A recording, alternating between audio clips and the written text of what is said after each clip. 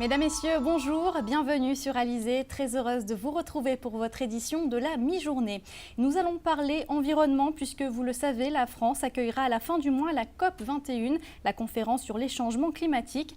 De son côté, l'association France Nature Environnement est actuellement en Guadeloupe pour une semaine dédiée au climat, l'occasion de faire le point sur les énergies renouvelables dans notre région. Plusieurs personnalités étaient d'ailleurs présentes ce matin à l'espace régional du Rézé. Le reportage de Karine Gelman. Lorsque 80% de la biodiversité est située en Outre-mer, il aurait peut-être fallu que 80% des moyens consacrés par l'État à la biodiversité soient donnés à l'Outre-mer. Or, pour l'instant, on est à moins de 10% en termes de budget. S'il est utile de sensibiliser les Guadeloupéens au réchauffement climatique, il est également urgent de solliciter le secteur économique, à défaut du politique, face à l'évolution du climat en Guadeloupe. Justement, alors la difficulté, c'est à la fois de mettre au diapason les autorités politiques et administratives, notamment celle de l'État français, qui doit aider et faciliter le passage à ces énergies alternatives, et puis bien sûr aussi faire en sorte que le modèle économique qui est proposé aux investisseurs en matière d'énergie renouvelable soit totalement acceptable. Donc des décisions doivent être prises, elles ne le sont pas toujours prises, et donc il y a une lenteur relative de l'administration française. J-27 avant le COP 21, le sommet sur le changement climatique. Malgré les détracteurs qui parlent dès à présent d'un sommet infertile, la Guadeloupe a une place essentielle à y prendre.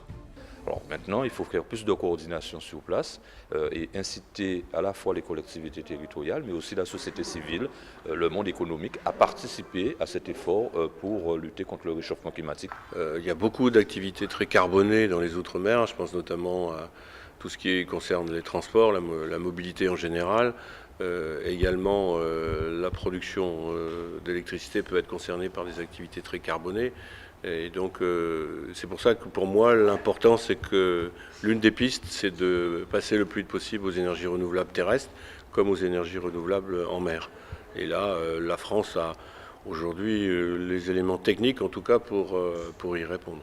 Entre saison cyclonique, développement des sargasses, l'érosion des côtes ou encore les inondations, la Guadeloupe subit déjà un climat intense. Objectif à présent, s'y adapter de manière optimum. Et pour élargir le débat, notre invitée ce midi, Pauline Couvin-Asdrubal, bonjour. Bonjour. Alors vous êtes la présidente de l'URAPEG. L'URAPEG, c'est l'Union régionale des associations de protection de l'environnement de la Guadeloupe. Et donc vous organisez une semaine de sensibilisation sur le climat en Guadeloupe. C'est une opération qui a été labellisée COP 21. Alors ça veut dire quoi exactement ce label ? C'est la conférence climat qui aura lieu en décembre à Paris, qui se fait à Paris, mais qui a été initiée par tous les pays par rapport au climat, au changement climatique. Donc votre opération, donc tout ce qui va se faire pendant cette semaine va forcément va avoir des répercussions justement sur ce sommet. Notre manifestation est labellisée par la ministre de l'Environnement. Et nous avons remis un cahier d'acteurs avec tous les soucis que nous rencontrons et tout ce que nous avons fait de positif par rapport au changement climatique. Donc notre manifestation est enregistrée et je suis même invitée par la ministre de l'Environnement la semaine prochaine à venir au départ de cette grande manifestation sur la COP 21. Alors on entendait dans le sujet de Karine Gelman, Ferdi Louisi qui déplorait le manque d'investissement dans les énergies renouvelables en Guadeloupe. J'imagine que vous partagez ce sentiment aussi. Je partage ce sentiment parce que nous avons une richesse non exploitée en Guadeloupe, c'est ça. Il y a on a énormément de moyens pour pouvoir améliorer notre situation. On est là, je sais pas, on attend. Nous, ce qu'on va faire, on est en train de faire là, c'est qu'on a des journalistes de la métropole qui sont présents sous la semaine. Nous aurons des visites. Et nous irons à l'usine de géothermie de Bouillante, visiter cette usine pour leur montrer ce que nous avons déjà. On ira aussi visiter la maison du parc national pour leur dire voilà ce que nous faisons par rapport au changement climatique. On les fera visiter aussi, ce matin on a visité des côtes et on ira encore visiter, on a été hier visiter Petite Terre qui elle aussi a diminué de moitié par rapport au changement climatique et on ira aussi au lycée pour lui, leur montrer ce que nous savons faire aussi pour la protection de l'environnement. Est-ce que vous pensez que la population guadeloupéenne est sensible aux problèmes liés au climat? Elle est bien plus sensible maintenant qu'il y a quelques années. Parce que les gens, ils font le recyclage, ils font pas mal de choses. Et nous, cette manifestation-là, c'est justement pour sensibiliser la population, ceux qui pensent qu'il y a des choses qui ne se font pas. C'est comme le tri sélectif, c'est quelque chose qui est important. Il y a le CIVAD qui est là, qui fait un travail de recyclage derrière. On amène les ordures chez eux, mais eux, ils font le tri en amont. C'est pour montrer à la population qu'il y a des choses qui se font. Il faut qu'on continue à faire ce que nous pouvons faire pour sauver notre planète et la planète tout entière. Merci Pauline Couvin-Asdrubal d'avoir accepté notre invitation sur le plateau d'Alizé. Je rappelle que vous êtes la présidente de l'URAPEG, l'Union régionale des associations de protection de l'environnement de la Guadeloupe, et que vous organisez donc une semaine de sensibilisation liée au climat, avec notamment en point d'orgue un séminaire donc, qui aura lieu ce jeudi. C'est bien ça. Et un concert public sur la place de la Victoire. Le 7, nous avons un concert public sur la place de la Victoire. Très bien, merci Pauline Couvin-Asdrubal. On va parler maintenant d'actualité sociale avec la CGTG qui est mobilisée aujourd'hui en Guadeloupe. Depuis ce matin, la distillerie Bologne située à Basse-Terre est bloquée. Le syndicat dénonce le licenciement notamment de 2 salariés. Et puis mouvement aussi depuis ce matin au centre commercial Millénis. En cause une affaire judiciaire entre la CGTG et la direction du groupe dont fait partie Millénis. On fait le point tout de suite avec Patrick Curie. 15 000 €, c'est le montant versé par la CGTG pour avoir tenu des propos diffamatoires à l'encontre de Jean et Martin Despointes. Cette sentence se veut alourdir un appel, 7 000 € à verser à chacun d'eux et 550 € pour les frais de procédure. Ce total de plus de 30 000 € a pour effet le blocage du compte du syndicat qui en retour a décidé de bloquer l'entrée du centre commercial Millénis. Oui, en fait, nous nous confrontons à une réalité. Le 10 novembre, le juge de l'exécution doit être prononcé assis en décision, on la compte en nous bloqué par les Despointes. Compte bancaire en nous bloqué. Nous avons 32 000 € qui bloqués. Nous avons déjà payé en provision par rapport au procès fait en première instance plus de 15 000 €. Donc nous avons 32 000 € qui là. Donc ça va faire nous en grand somme à payer aux Despointes. Et donc nous avons dit que nous ne pouvons pas être condamnés pour en vérité. Nous on juge. C'est la juge Gaillard qui prend décision de condamner nous à somme là ça. Parce qu'elle nous écrit en vérité historique que la famille Despointes bâtit Fortunario sur la traite négrière, l'esclavage et l'esclavage salarié. Donc partant de là, nous avons dit nous mobiliser pour que les remettre nous sous nous, pour qu'ils annulent les décisions là ça, et nous avons fait en sorte, c'est son premier combat que nous avons mené, mais nous avons quasiment tisonné les Despointes, tisonné les juges aussi, pour qu'ils restent sur vérité historique, surtout l'année où ils ont inauguré en mai, le 10 mai, Memorial Act. Nous avons dit si il va condamner nous pour ça, eh bien il ne faut pas le mémorial exister. Donc pour nous, nous voulons que le mémorial existe, mais d'autant plus qu'il faut la vérité dit, la vérité affichée. Et nous avons dit jugement là qu'il condamne nous qui affiché parce que c'est en contre-vérité historique et nous qui prenons disposition pour ça.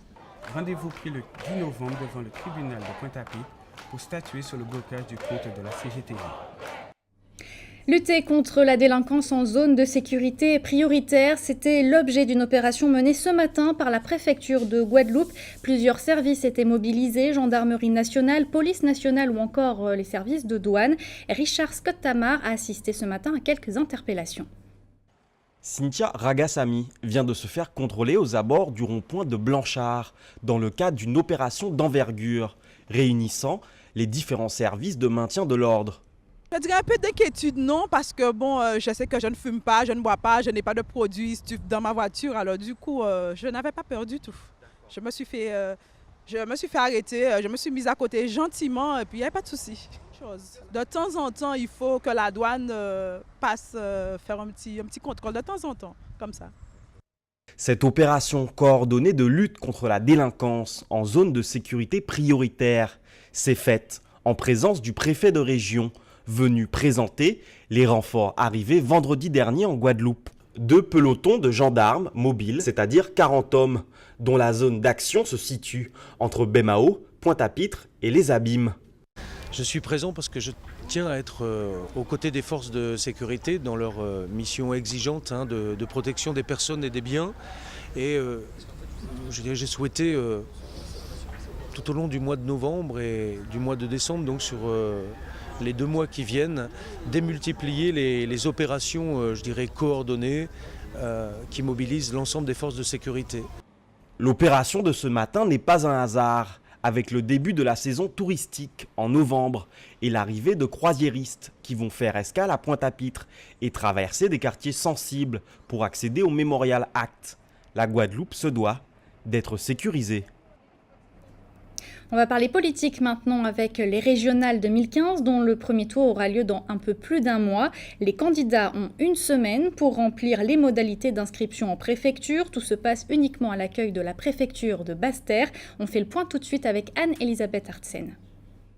Pour participer aux prochaines élections régionales, les candidats ont jusqu'au 9 novembre prochain pour se déclarer en préfecture et valider leur participation au premier tour. Ces futurs candidats, élus pour 6 ans et rééligibles, remplissent plusieurs conditions cumulatives pour figurer sur une liste. Avoir 18 ans révolus, avoir la qualité d'électeur et être domicilié dans la région. Par ailleurs, on ne peut être candidat sur plus d'une liste, ni même membre de plusieurs conseils régionaux. Il faut également souscrire à une déclaration de candidature effectuée sur un imprimé avant chaque tour de scrutin.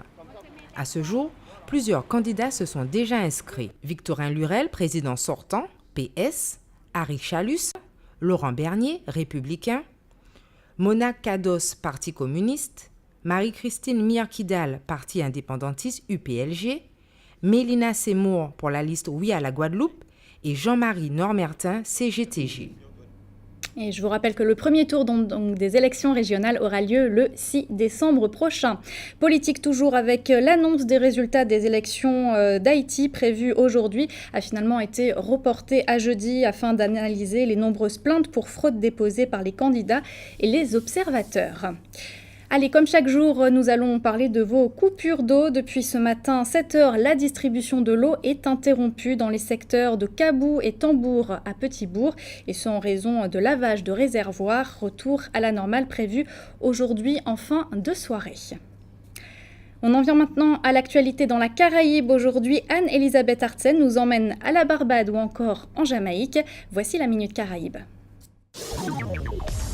C'est à Barbade que s'est tenue la réunion annuelle du Forum mondial pour la transparence et l'échange de renseignements à des fins fiscales, le Forum fiscal mondial.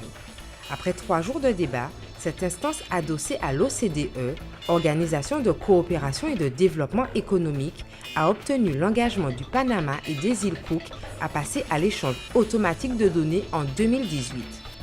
Il s'agit d'une annonce majeure. Le Panama est considéré comme l'un des paradis fiscaux les plus opaques de la planète, l'un des centres financiers les plus rétifs au changement, où vient se cacher dans des sociétés offshore fictives l'argent du crime et de la fraude.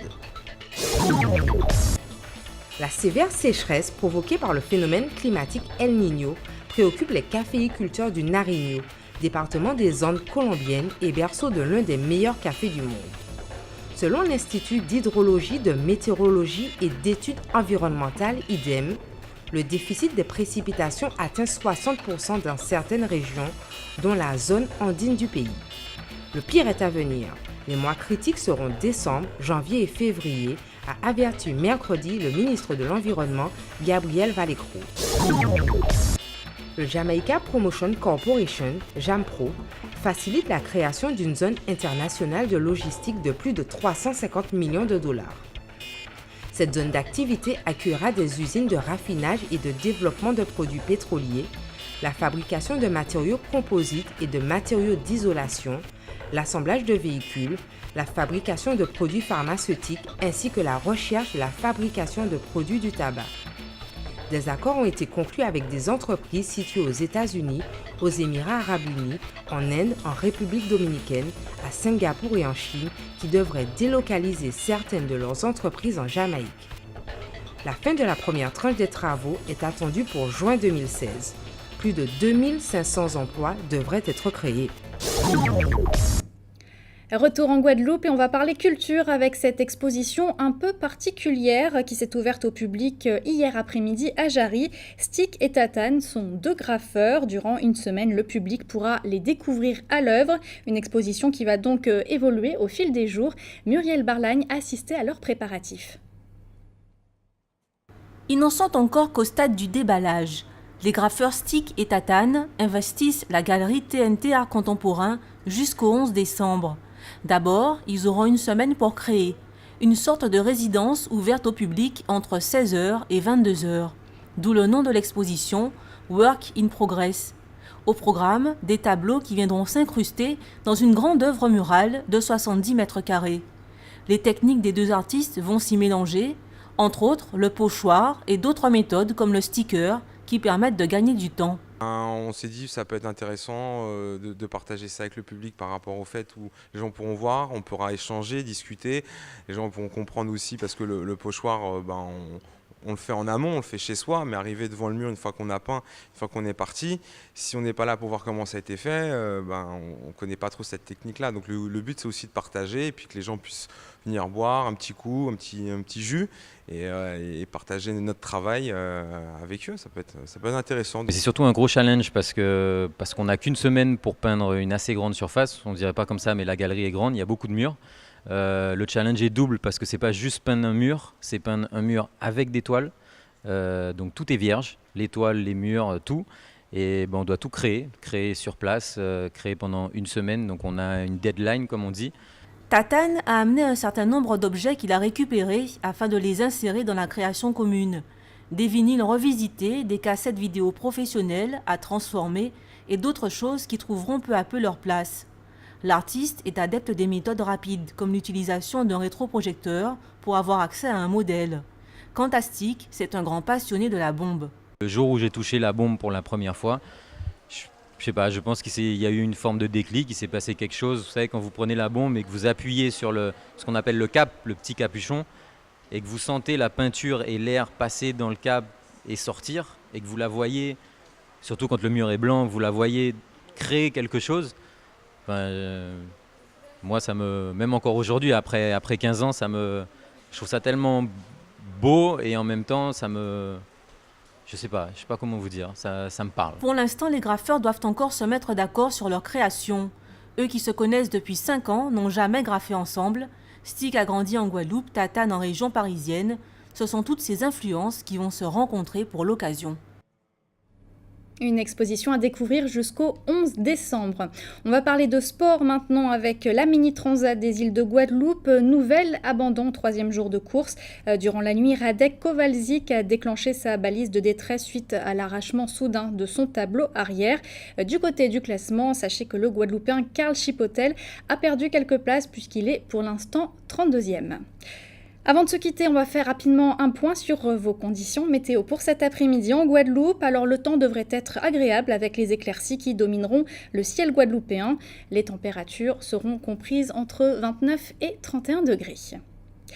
C'est la fin de cette édition. Merci de l'avoir suivi. Une édition, bien sûr, je vous le rappelle, que vous pouvez revoir sur notre site www.alizé.com. Dans quelques instants, une météo plus détaillée de notre région, suivie du journal de TF1. Ce sera pour les actualités nationales et internationales. Puis vous retrouverez Petit secret entre voisins. Pour ma part, je vous donne rendez-vous ce soir à 19h pour votre édition locale et régionale. Bon appétit et très bon après-midi sur Alizé.